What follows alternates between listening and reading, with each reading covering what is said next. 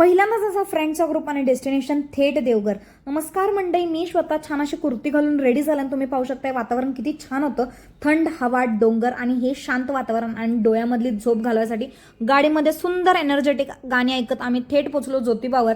आज रविवारी होता, देवाचा वार आणि सकाळ सकाळी लवकर गेल्यामुळे दर्शनी लवकर आणि निवांत झालं. गाभाऱ्यामध्ये पाय ठेवताच मन प्रसन्न झालं.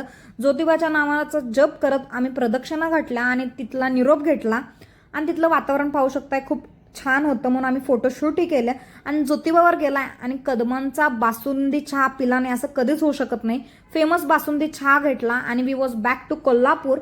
त्यानंतर नाश्त्याला मिसळ खायचं म्हणत म्हणत आम्ही गेलो नरीकलममध्ये आणि साऊथ इंडियन नाश्ता केला. तर सकाळ सकाळी लवकर उठले म्हणून झोप काढले, आळस काढले. पूर्ण दिवसभर झोपले होते मी.